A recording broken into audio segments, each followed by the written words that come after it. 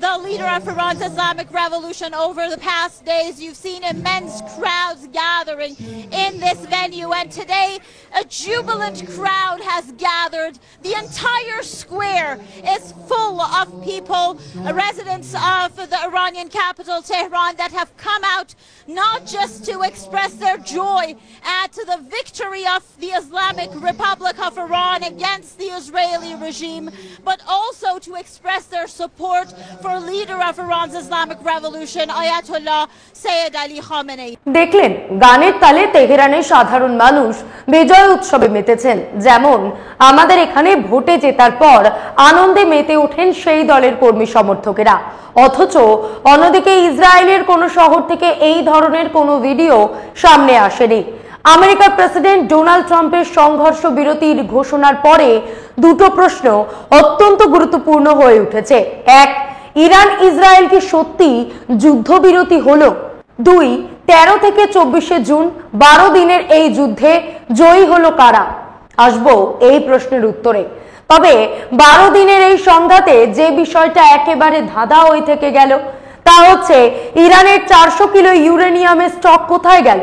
তা কি আমেরিকার ফেলা বাংকার বাস্টার বোমায় নিশ্চিহ্ন হয়ে গেছে, নাকি আমেরিকা হামলা চালাতে পারে বুঝতে পেরে অথবা আগাম জেনে হিরে জহরতের চেয়েও বহু মূল্যবান বিশুদ্ধ ইউরেনিয়ামের সম্ভার নিরাপদ আস্তানায় চালান করে দিয়েছে ইরান? যদি সেটাই হয় তাহলে বড় প্রশ্ন 125 বিমানের বহর নিয়ে 11,000 কিলোমিটার আকাশপথ উজিয়ে আমেরিকা যে ইরানের 3 পরমাণু কেন্দ্রে হামলা চালালো, B2 স্টিলথ বম্বার থেকে এই প্রথম দানবীয় প্রায় 14টা বাংকার বাস্টার বোমা ফেললো, তার পরিণাম কি শূন্য? এমন হামলার পরেও ইরান যদি তাদের ইউরেনিয়াম অক্ষত রেখে থাকে তবে কি তা ডোনাল্ড ট্রাম্পেরও নৈতিক পরাজয় নয়? আরো একটা প্রশ্ন, ইরান যদি সত্যি 400 কিলো বিশুদ্ধ ইউরেনিয়াম নিরাপদ ডেরায় চালান করে দিয়ে থাকে তবে কি তা আমেরিকা এবং ইসরায়েলি শুধু কেন গোটা বিশ্বের কাছেই এক অজানা বিপদ নয়? এবং সর্বশেষ প্রশ্ন, সংঘাত বিরতি মানে কি ইরান ইসরায়েলের যুদ্ধের সমাপ্তি ঘটল? নমস্কার, আমি মধুরিমা ভৌমিক আর দৈনিক সংবাদ অনলাইনে আপনারা দেখছেন সত্যি আসলে বেদনাদায়ক। আজ সকাল থেকে তেহরানের রাস্তায় যেমন গাড়ি ঘোড়া, জাতীয় পতাকা হাতে আনন্দে মাতোয়ারা লোকজনের একাধিক ভিডিও সামনে এসেছে, ইসরায়েল থেকে তা আসেনি। মঙ্গলবার ইরানের রাষ্ট্রীয় টেলিভিশন চ্যানেলে জাতির উদ্দেশ্যে ভাষণে ইরানের প্রেসিডেন্ট মাসুদ পেজেশকিয়ান দাবি করেন 12 দিনের যুদ্ধে ইরানের জয় হয়েছে। আবার অন্যদিকে ইসরায়েলের প্রধানমন্ত্রী বেঞ্জামিন নেতানিয়াহুও দাবি করেন জয় হয়েছে তাদের। দুই দেশের রাষ্ট্রপ্রধানই দাবি করেছেন ঐতিহাসিক জয় অর্জন করেছে তাদের দেশ। এক্স হ্যান্ডেলে নেতানিয়াহু দাবি করেছেন যেই উদ্দেশ্য নিয়ে আমরা ইরানের বিরুদ্ধে যুদ্ধটা শুরু করেছিলাম সেই উদ্দেশ্য প্রায় সাধিত হয়েছে। মুখে নেতানিয়াহু যাই বলুন, গতকাল নেদারল্যান্ডসের ন্যাটোর সম্মেলনে যোগ দিতে যাওয়ার আগে ওয়াশিংটনে দাঁড়িয়ে সাংবাদিকদের সামনে ডোনাল্ড ট্রাম্প যা বলেছেন তাতে ইসরায়েলের গোসা হওয়াটা খুবই স্বাভাবিক। ট্রাম্প পরিষ্কার বলেন, ইরান মহান দেশ, ওরাই ওদের অনেক দূর এগিয়ে নিয়ে যাবে, কারণ ওদের কাছে অনেক তেল আছে, সেখানেই শেষ নয়। নিজের পুরনো অবস্থান থেকে সরে এসে ট্রাম্প আরো বলেন, আমি ইরানে ক্ষমতার পালাবদল ঘটাতে চাই না। যদিও পরক্ষণেই তিনি বলেন ইরান এবং ইসরায়েল এই দুটি দেশ এতদিন ধরে এত ভয়াবহভাবে যুদ্ধ করে চলেছে যে তারা নিজেরাই জানে না তারা কি করে চলেছে। একথা বলতে গিয়ে উত্তেজিত হয়ে ট্রাম্প এমন স্ল্যাং শব্দ উচ্চারণ করে ফেলেন যা আমরা আপনাদেরও বলতে পারছি না। পশ্চিম এশিয়ার বড় যুদ্ধের মধ্যে দাড়ি টেনে দিয়ে শেষ পর্যন্ত ট্রাম্প বিশ্ব শান্তির নোবেল পুরস্কারটা পাবেন কিনা সময় বলবে। কিন্তু সত্যিটা হচ্ছে একই পাড়ায় দুটো ক্লাবের মধ্যে হাতাহাতি শুরু হলে থানার বড়বাবু এসে যেমন চোখ রাঙিয়ে দুই ক্লাবকেই সংযত হতে বলেন, এই সংঘাতে ট্রাম্পকেও প্রায় সেই অবতারেই দেখলো গোটা দুনিয়া। 12 দিনের এই যুদ্ধ পর্বে ট্রাম্প নিজেকে এমন হাস্যাস্পদ করে তুললেন যা স্মরণকালের মধ্যে কোনো আমেরিকান প্রেসিডেন্ট করেননি। ভারতীয় সময় মঙ্গলবার সকালে ট্রাম্প টুইট করে বিমক্কা আমেরিকার দুই নির্ভরযোগ্য সংবাদ মাধ্যম নিউ ইয়র্ক টাইমস এবং CNN কে আক্রমণ করে দাবি করেন আমেরিকার ইতিহাসে সর্বসেরা মিলিটারি স্ট্রাইক করে ইরানের পরমাণু সম্ভার সম্পূর্ণ ধ্বংস করে দেওয়া হয়েছে। অথচ এই দুই সংবাদ মাধ্যম ভুয়ো খবর ছড়াচ্ছে। ট্রাম্পের এমন দাবির পাল্টা সমালোচনার বন্যা বইছে এক্সে। ইলন মাস্কের মালিকানাধীন AI চ্যাটবট গ্রক এই ব্যাপারে কি বলছে সেটা তুলে দিয়ে একজন প্রমাণ করতে চেয়েছেন যে ট্রাম্পের দাবিটি কত দূর অসত্য। সত্যিটা হচ্ছে শুধু CNN কিংবা নিউ ইয়র্ক টাইমসই নয়, Wall Street journal, economist, Washington পোস্টের মতো প্রথম সারির প্রতিটি মার্কিন সংবাদ মাধ্যম ইরানের পরমাণু সম্ভার আদৌ আমেরিকা বোমা ধ্বংস করতে পেরেছে কিনা তা নিয়ে প্রশ্ন তুলেছে।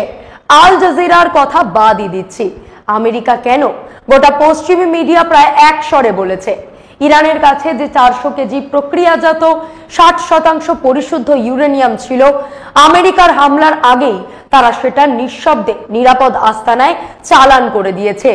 ইরান কাতারে আমেরিকার বায়ুসেনা ঘাঁটিতে মিসাইল দাগার পরেই পাল্টা ইরানের আকাশে আমেরিকা থেকে উড়ে যায় ঝাঁকঝাঁক ফাইটার জেট। সূত্রের খবর, আমেরিকাই আদতে ইরানের ফোর্ডো, নাতানজ এবং আসফাহান ওই 3টি পরমাণু চুল্লি কৌশলে এরিয়া বোমা ফেলেছে, যাতে সাপও মরে, লাঠিও না ভাঙে। ইসরায়েলও খুশি থাকে, ইরানও খুশি থাকে। গত 23শে জুনের এপিসোডে আমরা আমেরিকার এই কৌশল বম্বিংকেই গট আপ গেম বলেছিলাম। পশ্চিমী মিডিয়াও এখন সেই কথাই প্রকারান্তরে বলছে। আন্তর্জাতিক পরমাণু সংস্থা IAEA এর প্রধান রাফায়েল গ্রোসি 23শে জুনই জানান যে ইরানের 400 কিলোগ্রাম ইউরেনিয়ামের খোঁজ নেই। আমেরিকার হামলার আগেই ইরান তার নিরাপদ ডেরায় সরিয়ে ফেলেছে। ডিফেন্স ইন্টেলিজেন্স এজেন্সি DIA জানিয়েছে ইরান সম্ভবত আক্রমণের আগেই নিজেদের এনরিচড ইউরেনিয়ামের সম্ভার কোনো অজ্ঞাত স্থানে সরিয়ে ফেলেছে। আমেরিকার ভাইস প্রেসিডেন্ট JD ভান্স বলেছেন ওই 400 কেজি ইউরেনিয়াম দিয়ে 10টি পরমাণু বোমা বানানো সম্ভব। তবে institute for science and international সিকিউরিটির সর্বোচ্চ পদাধিকারী রাষ্ট্রপুঞ্জের প্রাক্তন কর্তা ডেভিড অলব্রাইট বলেছেন ইউরেনিয়াম সমৃদ্ধকরণের কাজে ব্যবহৃত ইরানের সেন্ট্রিফিউজ ব্যবস্থাগুলি অনেকটাই ধ্বংস হয়ে গেছে। যা বেঁচে পড়তে আছে তাতে ইরানের ইউরেনিয়াম সঞ্চয়ের 60% সমৃদ্ধ ইউরেনিয়াম হয়ে থাকতে পারে। অলব্রাইট মনে করেন ইরান 2-1 বছরের আগে পরমাণু বোমা বানানোর জায়গায় পৌঁছতে পারবে না, আর এটাই সম্ভব হয়েছে আমেরিকার আক্রমণের ফলে। মোদ্দা কথা, ট্রাম্প ছাড়া আর কেউই এমন দাবি করেননি যে ইরানের পরমাণু শক্তি একেবারে নিঃশেষ। সত্যিটা হচ্ছে আজ না হোক কাল আমেরিকাকে বুড়ো আঙুল দেখিয়ে ইরান বোমা তৈরির কাজটা হয়তো করে ফেলবে। ইরান দ্রুত পরমাণু বোমা বানাতে চলেছে এই দাবি করেই 13ই জুন আক্রমণ শুরু করেছিল ইসরায়েল। পরে তাতে যোগ দেয় আমেরিকা। অতএব এই সংঘর্ষের মূল সূত্রটাই দাঁড়িয়ে আছে পরমাণু প্রশ্নের উপরে। ইসরায়েল শুরু থেকেই ইরানের পরমাণু কেন্দ্রে আঘাত করেছে। তারা 14 জন ইরানি পরমাণু বিজ্ঞানীকে হত্যা করেছে। অথচ এই ইসরায়েল ইরান একদা পরস্পরের বন্ধু ছিল। ইরানকে ক্ষেপণাস্ত্র বানাতে সাহায্য করেছিল এই ইসরায়েল। 7 লক্ষ প্যালেস্টাইনি আরবকে গৃহহীন করে 1948 সালের 14ই মে, যেদিন স্বাধীন ইহুদি রাষ্ট্র হিসেবে আত্মপ্রকাশ করে ইসরায়েল, যেদিন ইসলামিক বিশ্বের উপর এবং একমাত্র রাষ্ট্র হিসেবে তাদের স্বীকৃতি দিয়েছিল ইরান। 1953 সালে ইরানে মোহাম্মদ শাহ রেজা ক্ষমতায় ফিরলে তেল আবিবের সঙ্গে তেহরানের সম্পর্ক আরো গাঢ় হয়। 70-এর দশকে রেজা শাহর সময় ইরানের গুপ্তচর সংস্থা সাওয়াককে প্রশিক্ষণ দেয় ইসরায়েলি গুপ্তচর সংস্থা মোসাদ। তেহরানে ইসরায়েলের দূতাবাসও ছিল। দুই দেশের মধ্যে চুটিয়ে ব্যবসা বাণিজ্যও হতো। আরব দেশগুলো মুখ ফিরিয়েছিল বলে ইসরায়েলকে তেলের যোগান দিত এই ইরান। 70-এর দশকে ইসরায়েলের সাহায্যেই ইরানের ক্ষেপণাস্ত্র প্রকল্প গড়ে উঠতে শুরু করে। বন্ধুত্ব ভেঙে খান খান হয়ে যায়। 1979 সাল থেকে আমেরিকার বন্ধু রেজা শাহ পাহলভি শাসনের পতন চেয়ে ইরানে আয়াতুল্লাহ রহমতুল্লাহ খামেইনির নেতৃত্বে ইসলামী অভ্যুত্থান শুরু হওয়ার পরেই বন্ধু ইরান ইসরায়েলের কাছে রাতারাতি হয়ে ওঠে ছোট শয়তান, আর আমেরিকা হয়ে ওঠে বড় শয়তান। তেহরানে ইসরায়েলি দূতাবাস বদলে যায় প্যালেস্টাইনের দূতাবাসে। স্বাধীন প্যালেস্টাইনের দাবিতে সরব হয় ইরান। লেবাননে হিজবুল্লাহ আর ইয়েমেনে হুথি জঙ্গিরা ইরানের সহায়তায় ক্রমে শক্তিশালী হয়ে উঠতে শুরু করে। সত্যি ইতিহাসের কি বিচিত্র পালাবদল। একদা বড় শয়তান আজ ইসরায়েলের ফ্রেন্ড, ফিলোসফার অ্যান্ড গাইড। ওয়াশিংটনের সঙ্গে সলা পরামর্শ না করে তেল আবিব জলস্পর্শও করে না। আর গাজায় হামাস, তাদের উত্থানের পিছনেও আসলে ইরান। 2005 সালে ইউরেনিয়াম সমৃদ্ধকরণের কাজ শুরু করে ইরান। আর ঠিক সেই সময় থেকেই ইসরায়েল ইরানকে মনে করতে থাকে পরম বিপজ্জনক দেশ। ফোর্ডো, আসফাহান এবং নাতাঞ্জ, ইরানের এই 3 পরমাণু ঘাঁটি লক্ষ্য করে গত রবিবার ভোরে হামলা চালায় আমেরিকা। এরপরে ট্রাম্প সমাজ মাধ্যমে দাবি করেন এমন হামলা চালানোর ক্ষমতা বিশ্বের আর কোনো দেশের নেই। ট্রাম্প টুইট করেন ফোর্ডো শেষ, কিন্তু এর পাল্টা ইরানের ন্যাশনাল নিউক্লিয়ার সেফটি সিস্টেম সেন্টারকে উদ্ধৃত করে সেই ইরানের রাষ্ট্রীয় টেলিভিশন জানায় তাদের কোনো পরমাণু কেন্দ্র থেকেই কোনো তেজস্ক্রিয় বিকিরণ হচ্ছে না। ফলে ওই সমস্ত পরমাণু কেন্দ্রের আশেপাশের জনগণ সম্পূর্ণ সুরক্ষিত, চিন্তার কোনো কারণ নেই। এর পাশাপাশি সৌদি আরবের পরমাণু কার্যকলাপ পর্যবেক্ষণকারী সংস্থাও ইরানে তেজস্ক্রিয় বিকিরণ না হওয়ার কথা নিশ্চিত করে। ফোর্ডো, নাতাঞ্জ আর ইস্পাহান, ইরানের এই 3 পরমাণু কেন্দ্র সম্পর্কে সংক্ষেপে জানাই। ইরানের রাজধানী তেহরান থেকে 100 কিলোমিটার দক্ষিণ পশ্চিমের কোম শহরে একটি পাহাড়ের নিচে রয়েছে ফোর্ডো পরমাণু গবেষণা কেন্দ্র, ইরানের সবচেয়ে গোপনীয়, সবচেয়ে সুরক্ষিত পরমাণু কেন্দ্র। পাহাড়ের নিচে মাটি থেকে প্রায় 300 ফুট গভীরে এই কেন্দ্র গড়ে তোলা হয়েছে, যাতে বাইরের কোনো শত্রু আক্রমণ করলে এই কেন্দ্রের গায়ে তার আঁচ না লাগে। যুদ্ধ বিমান থেকে ছোড়া ক্ষেপণাস্ত্র কিংবা বোমাও ফোর্ডোর তেমন ক্ষতি করতে পারে না। পরমাণু বোমার জন্য প্রয়োজনীয় ইউরেনিয়াম বিশুদ্ধকরণের কাজ চলে ফোর্ডোতে। দীর্ঘদিন এই পরমাণু কেন্দ্রের অস্তিত্ব সন্তর্পণে লুকিয়ে রেখেছিল ইরান। পাহাড়ের নিচে একেবারে গোপনে কাজ চলত। 2009 সালে পশ্চিমী গোয়েন্দা সংস্থাগুলি এই কেন্দ্রের অস্তিত্ব প্রথম টের পায়।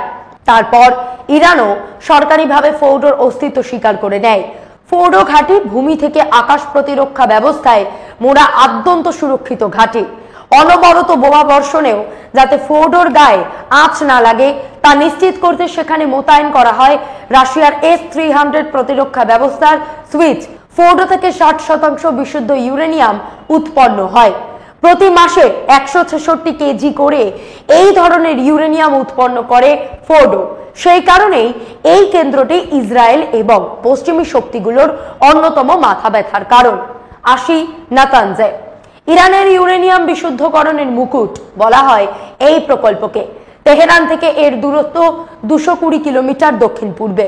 ইরানের কেন্দ্রীয় মালভূমিতে অবস্থিত এই ঘাটির একটি বড় অংশও রয়েছে মাটির নিচে, বাকি অংশ রয়েছে মাটির উপরে। এই কেন্দ্রেও ইউরেনিয়াম 60% পরিশুদ্ধ করা যায়। এতে সামান্য তেজস্ক্রিয় স্তরে পৌঁছয় ইউরেনিয়াম, কিন্তু পরমাণু বোমা তৈরির জন্য তা যথেষ্ট নয়।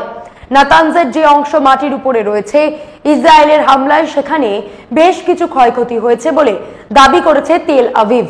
এবার বলি ইস্পাহানের কথা। 1984 সালে চীনের সাহায্যে ইস্পাহান কেন্দ্রটি তৈরি করেছিল ইরান। এটি তাদের বৃহত্তম পরমাণু গবেষণা কেন্দ্র। ইস্পাহান বিশ্ববিদ্যালয়ের মধ্যে সেই গবেষণা কেন্দ্র রয়েছে। তেহরান থেকে এটা 350 কিলোমিটার দক্ষিণ পূর্বে অবস্থিত। 3000-এর বেশি পরমাণু বিজ্ঞানী এই কেন্দ্রে গবেষণার কাজ চালিয়ে যাচ্ছেন। এছাড়া এখানে রয়েছে 3টি চীনা গবেষণা চুল্লি এবং পরীক্ষাগার, যা ইরানের পারমাণবিক কর্মসূচির সঙ্গে যুক্ত। এবার আসি পরমাণু বোমা তৈরির যন্ত্রাংশে।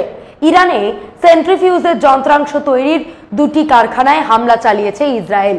একটি কারখানা ইরানের রাজধানী তেহরানে, অন্যটি রয়েছে তেহরান থেকে প্রায় 44 কিলোমিটার দূরে পশ্চিমে কারাচ শহরে। আইএইএ জানিয়েছে তেহরানের কারখানায় সেন্ট্রিফিউজের অত্যাধুনিক রোটর তৈরি করা হতো এবং সেগুলো পরীক্ষা করা হতো। কারাজে মোট 2টি ভবনে হামলা চলেছে। 2টি ভবনেই সেন্ট্রিফিউজের ভিন্ন ভিন্ন যন্ত্রাংশ তৈরি করত ইরান। সেন্ট্রিফিউজ হলো এক ধরনের ঘূর্ণন যন্ত্র। যন্ত্রটিকে উচ্চ গতিতে ঘুরিয়ে কোনো পদার্থের ভিন্ন ভিন্ন উপাদানকে পৃথক করা যায়।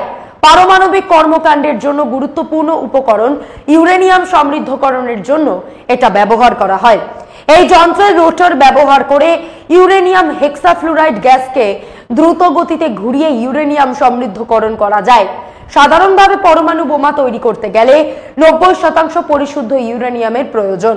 আন্তর্জাতিক চুক্তি অনুযায়ী বিদ্যুতের চাহিদা মেটাতে ইরানের 20% বেশি পরিশুদ্ধ ইউরেনিয়াম উৎপাদনে ছাড় রয়েছে। তার বেশি সমৃদ্ধ ইউরেনিয়াম উৎপাদন নিষেধ, কিন্তু গত কয়েক বছর ধরেই সেই কাজ করেছে তারা। আইএইএ রিপোর্ট অনুযায়ী গত 8ই ফেব্রুয়ারি পর্যন্ত ইরান প্রায় 275 কিলোগ্রাম 60% পরিশুদ্ধ ইউরেনিয়াম তৈরির কাজে সফল হয়েছে। ইরানের দাবি, তারা বিদ্যুৎ উৎপাদন এবং অন্য শান্তিপূর্ণ কর্মকাণ্ডের জন্যই ইউরেনিয়াম সমৃদ্ধকরণ চালিয়ে যাচ্ছে।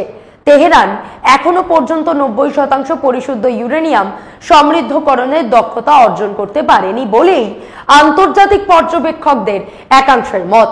আবার এটাও ঘটনা যে 42 কিলোগ্রাম 60% সমৃদ্ধ ইউরেনিয়াম ব্যবহার করে কম ক্ষমতা সম্পন্ন পরমাণু বোমা বানানো সম্ভব। পারমাণবিক অস্ত্রের ক্ষেত্রে অন্যতম গুরুত্বপূর্ণ উপাদান হলো ইউরেনিয়াম। ইউরেনিয়াম সমৃদ্ধকরণ হলো ইউরেনিয়ামের মধ্যে U-235 আইসোটোপের পরিমাণ বাড়ানোর প্রক্রিয়া। পারমাণবিক বোমা তৈরির জন্য ইউরেনিয়ামকে প্রায় 90% পর্যন্ত সমৃদ্ধ করতে হয়। প্রাকৃতিক ইউরেনিয়ামে U-235 এর পরিমাণ থাকে মাত্র 0.7%, যা পারমাণবিক চুল্লিতে জ্বালানি হিসেবে ব্যবহারের জন্য যথেষ্ট নয়, তাই একে সমৃদ্ধ করতে হয়। পারমাণবিক বোমা তৈরি একটি অত্যন্ত জটিল বৈজ্ঞানিক এবং প্রযুক্তিগত প্রক্রিয়া। পারমাণবিক বোমার মূল নীতি হচ্ছে নিউক্লিয়ার ফিশন, অর্থাৎ পরমাণুর নিউক্লিয়াস ভেঙে প্রচন্ড শক্তি উৎপন্ন করা। ফিশন বোমাই আরেক নাম অ্যাটম বোমা। এর মূল উপাদান দুটো ধাতু, ইউরেনিয়াম 235 এবং প্লুটোনিয়াম 239, দুটোই বিশুদ্ধ মৌলিক পদার্থ। সহজে ভাঙা যাবে এমন অবস্থায় এই মৌলকে জড়ো করা হয়। তারপর নিউট্রনের আঘাতে পরমাণু ভেঙে বিপুল তাপ বিকিরণ হয় এবং বিস্ফোরণ হয়। 1945 সালের আগস্টে জাপানের হিরোশিমা এবং নাগাসাকি শহরে এমনই দুটো অ্যাটম বোমা ফেলেছিল আমেরিকা। যে দুই বোমার পোশাকি নাম ছিল লিটল বয় এবং ফ্যাট ম্যান। সেই প্রথম এবং এখনো পর্যন্ত সেই শেষ। হিরোশিমা নাগাসাকির পরে বিশ্বের আর কোনো দেশে পরমাণু বোমা আছড়ে পড়েনি। শক্তিধর দেশগুলো পরমাণু বোমা ফাটিয়েছে বটে, তবে তা পরীক্ষামূলকভাবে নিজেদের দেশের কোনো সুরক্ষিত অঞ্চলে। যেমন 1974 সালে ভারতে ইন্দিরা জামানায় এবং 1998 সালে বাজপেয়ী জামানায় মোট 6বার পরমাণু বোমা পরীক্ষামূলকভাবে ফাটিয়েছে রাজস্থানের পোখরানে। এছাড়া আরো এক ধরনের পরমাণু বোমা হয়, সেটা হচ্ছে থার্মোনিউক্লিয়ার বোমা। এই বোমা তৈরিতে লাগে হাইড্রোজেনের দুটো ভারী আইসোটোপ, ডিউটেরিয়াম এবং ট্রিটিয়াম। এই দুয়ের মধ্যে ঘর্ষণ হলে সূর্যের মতো তাপ এবং শক্তি উৎপন্ন হয়। ইরানের বিরুদ্ধে ইসরায়েলের মূল অভিযোগ, আন্তর্জাতিক বিধিনিষেধ ভেঙে ইউরেনিয়াম সমৃদ্ধকরণ কর্মসূচি তারা চালিয়ে যাচ্ছে। তবে ডোনাল্ড ট্রাম্প স্বীকার করেছেন যে এখনো পর্যন্ত কোনো পরমাণু অস্ত্র তৈরি করে উঠতে পারেনি ইরান। একই কথা বলা হয়েছে আন্তর্জাতিক পরমাণু শক্তি সংস্থার রিপোর্টেও। বর্তমানে 9টি দেশকে পরমাণু শক্তিধর বলে ধরে নেওয়া হয়। এর মধ্যে রয়েছে আমেরিকা, চীন, Russia, France, Britain, Bharat, Pakistan, Israel এবং উত্তর কোরিয়া। যদিও ইসরায়েল নিজেদের পারমাণবিক শক্তিধর রাষ্ট্র বলে সরকারিভাবে ঘোষণা করেনি, বিভিন্ন সূত্রে দাবি করা হয় তাদের কাছে 90টি পরমাণু অস্ত্র রয়েছে। উত্তর কোরিয়াও নিজেদের পরমাণু শক্তিধর বলে দাবি করে। আবার একইভাবে অনেক দেশই উত্তর কোরিয়াকে পরমাণু শক্তিধর বলে স্বীকৃতি দিতে চায় না। আমেরিকার বিমান হামলায় আদৌ কি ইরানের পরমাণু কেন্দ্রগুলির কোনো ক্ষতি হয়েছে? মার্কিন বাংকার বাস্টার কতটা ধ্বংস করলো ইরানের 3 পরমাণু কেন্দ্র ফোর্ডো, নাতানজ এবং আসফাহানে? এই নিয়ে আমেরিকার গোয়েন্দাদের সঙ্গেই ট্রাম্পের মতপার্থক্য দেখা দিয়েছে। ইরানের হামলার পরই ট্রাম্প জানিয়েছিলেন সফলভাবে ইরানের 3 পরমাণু কেন্দ্রে হামলা চালিয়ে সেগুলি ধ্বংস করা হয়েছে। কিন্তু ফাঁস হওয়া মার্কিন গোয়েন্দা রিপোর্টে উল্টো দাবি করা হয়েছে। ইরানের পরমাণু কেন্দ্র কতটা ধ্বংস হয়েছে তা মূল্যায়ন করার জন্য যেই দল গঠিত হয়েছে তারই 2 সদস্যকে উদ্ধৃত করে CNN জানাচ্ছে ইরানের সমৃদ্ধ ইউরেনিয়ামের মজুদ ধ্বংস হয়নি। মার্কিন গোয়েন্দা রিপোর্ট উদ্ধৃত করে CNN বলেছে ইরানের পরমাণু কেন্দ্রের সেন্ট্রিফিউজগুলি মূলত অক্ষতই রয়েছে। সংবাদ সংস্থা রয়টার্স বলেছে প্রাথমিক মূল্যায়নে দেখা গেছে হামলার আগেই ইরান পরমাণু কেন্দ্রগুলি থেকে সমৃদ্ধ ইউরেনিয়ামের অনেকটাই অন্যত্র সরিয়ে নিয়ে গেছিল। ট্রাম্প অবশ্য মার্কিন গোয়েন্দাদের এই তথ্যের সঙ্গে একমত নন। মার্কিন গোয়েন্দাদের প্রাথমিক মূল্যায়নের রিপোর্টকে সম্পূর্ণ ভুল বলে ব্যাখ্যা করেছে ওয়াশিংটন। সবই তো বোঝা গেল, কিন্তু দিনের শেষে ধাঁধার মতো রয়ে গেল ইরানের ওই 400 কেজি ইউরেনিয়ামের অস্তিত্ব। তবে কি সত্যি ইরানকে আগে জানিয়ে তাদের 3 পরমাণু কেন্দ্রে বম্বিং করেছিল আমেরিকা? উত্তর এখনো অজানা, হয়তো জানা যাবে আগামী দিন। আজ এই পর্যন্তই। এমন আরো বিষয় জানতে অবশ্যই সাবস্ক্রাইব করুন, লাইক, কমেন্ট আর শেয়ার করুন। দেখতে থাকুন দৈনিক সংবাদ, শুধু নামই যথেষ্ট।